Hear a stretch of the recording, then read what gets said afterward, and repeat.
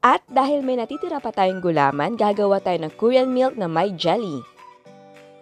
Ito ang ating mga sangkap. Meron tayong milk, pwedeng gumamit ng fresh milk, full cream milk, or evaporated milk. White sugar. Para naman sa prutas, gagamit tayo ng mangga, avocado, at melon. And yes, pwedeng gumamit ng kahit anong prutas. Para naman sa sinker or sa jelly natin, meron tayong unflavored yellow gulaman, green gulaman, orange gulaman, white sugar, and water. So, ang unang gagawin natin ay ang ating jelly. Maglagay tayo ng tubig sa ating kaserola. And then, gradually sprinkle gulaman powder at haluin ito until ma-dissolve.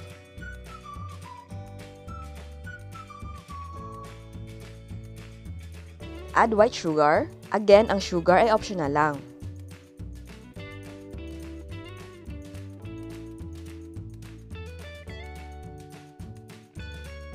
Turn the heat on at haluin ito constantly until ito ay kumulo.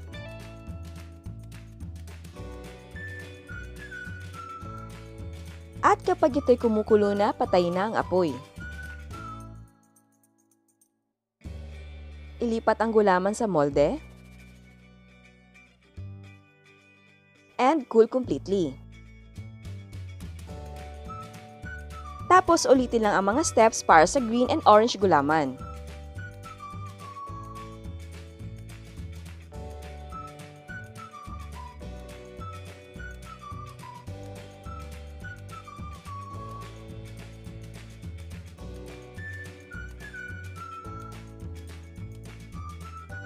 Kapag matigas na, i-cut natin ang gulaman into small cubes.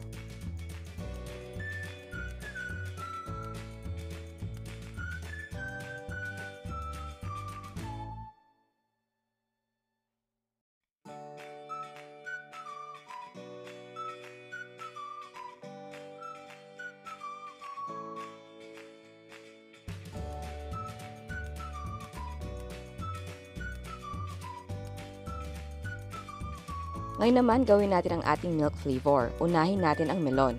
Combine cantaloupe and white sugar. At huwag natin kalimutan na isama ang juice ng melon.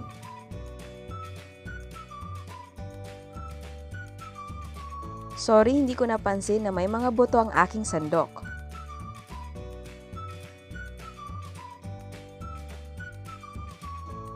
Cook over low heat until maging malambot ang ating melon.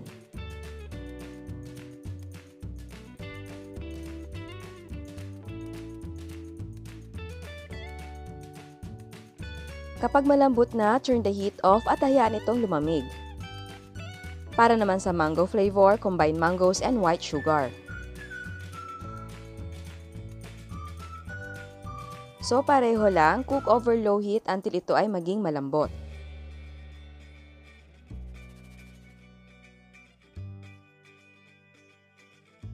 Kapag ito ay malambot na, i-mash natin. And then, turn the heat off at hayaan natin lumamig. Para sa avocado flavor, same procedure. Combine avocado and white sugar. And then, cook over low heat until softened.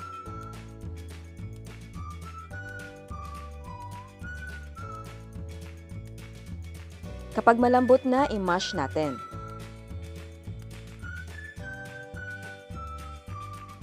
Patayin ang apoy at hayaan itong lumamig.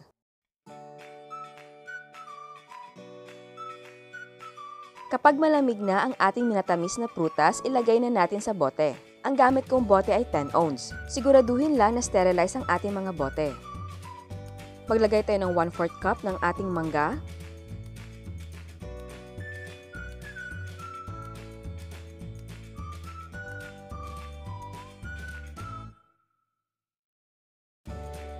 Maglagay tayo ng 1 cup ng ating fresh milk.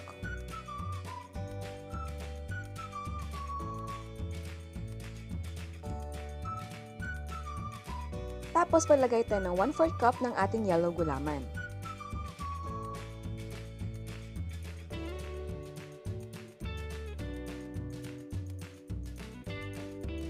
Takpan at i-chill natin. Dahil mas malamig, mas masarap. And And then, ulitin lang natin ang steps para sa avocado at melon.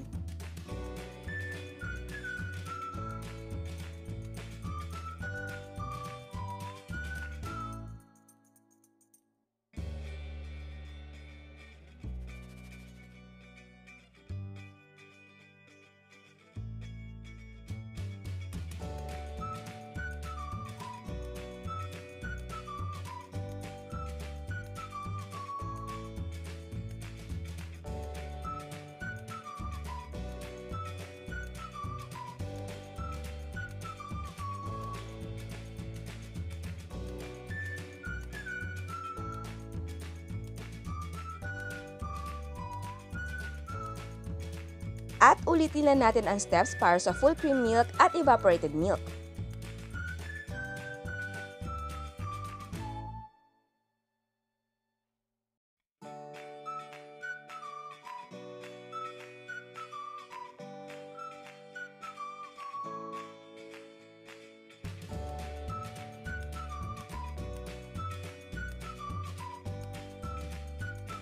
At eto na ang ating Korean milk with jelly. At salamat sa Mr. Hot Gulaman dahil meron tayong sinker para sa ating Korean milk. At bago tayo mag-taste test sa hindi pa nakasubscribe, please subscribe sa ating YouTube channel and please click the notification bell para ma-notify ka sa mga bagong uploads. So ngayon, titikman na natin. So mas prefer kong tikman yung mangoes lahat na flavor kasi mas paborito ko. Ito yung ating fresh milk, ito yung full cream milk, ito naman yung evap.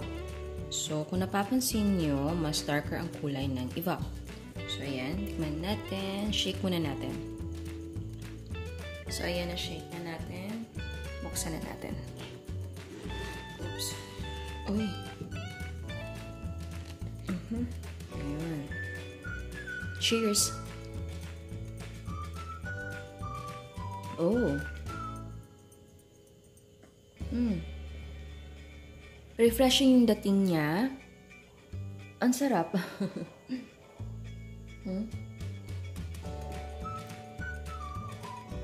Parang siyang flavored milk. Ay, yes, flavored milk nga naman. Pero talagang masasabi mo na fresh na prutas yung gamit mo. At ang maganda pa dito, meron tayong sinker. Yun nga, yung ating jelly or yung ating gulaman. Hindi puro liquid lang yung naiinom natin. Yan. Kasi ito, hindi mo siya masyadong mafe-feel. Pero nga, kung gusto mo na may sinker, yung para bang habang umiinom ka, meron ka na chew, maganda kung meron. Kung ayaw nyo ng jelly, pwede naman nata or tapioca pearls, mga ganun, sago. So yan, tikman natin ito. Tignan natin yung difference.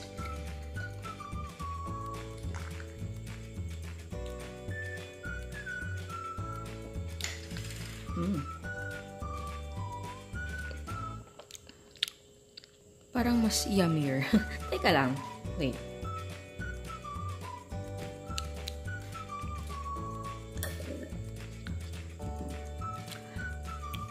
Parang same, pero parang may iba.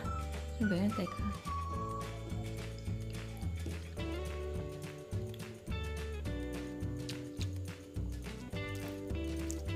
Actually, very, very light yung pagkakaiba nila. Basta, parehong masarap. Dami ko na nainom. Ito naman.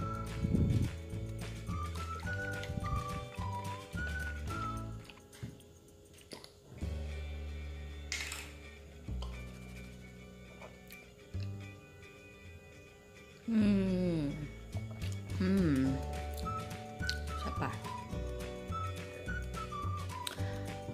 Para sa akin, sa tatlo, mas bet ko tong dalawa compare sa evap.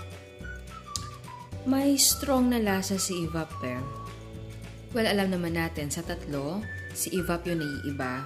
Nag-try lang ako sa evap, baka naman kasi pwede, since cheaper, baka pwede. Pero yun nga, mas prefer ko si fresh milk tsaka si full cream milk. Mas okay siya. So, okay sa lasa, okay ako, pero parang bet ko pa magdagdag ng mangga para mas flavorful si mangga. Alam mo yung lasa na milky na fruity, yun yung parang bet ko. Ito kasi timpla ko, para sa panlasa ko, para mas maraming milk.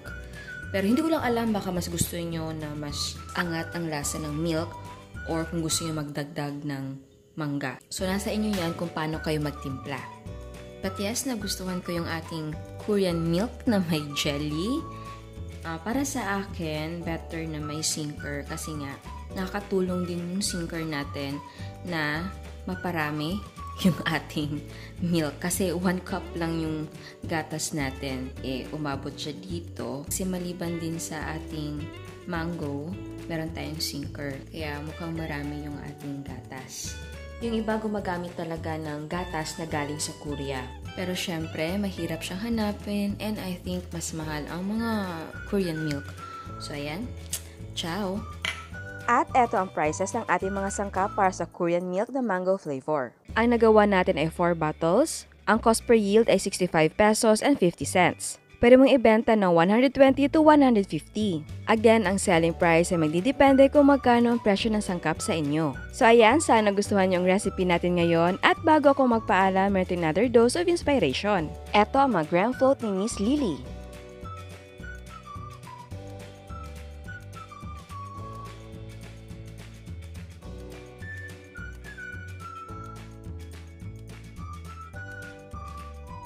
Eto naman ang cheese bar ni Miss Rowena.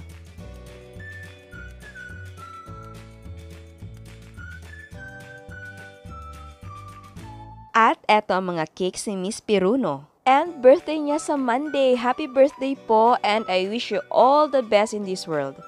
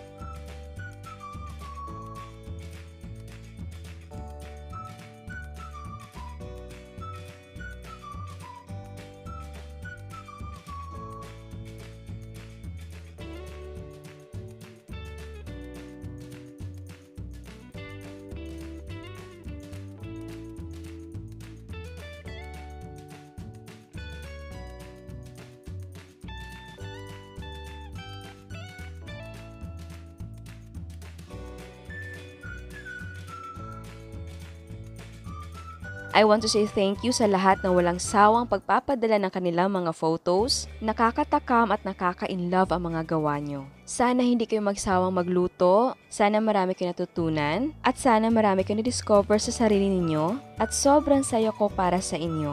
Salamat sa suporta at sa hindi pa nakasubscribe, please subscribe sa ating YouTube channel, and please click notification bell para ma-notify ka sa mga bagong uploads. And please don't forget to like our Facebook page and follow us on Instagram. Thank you!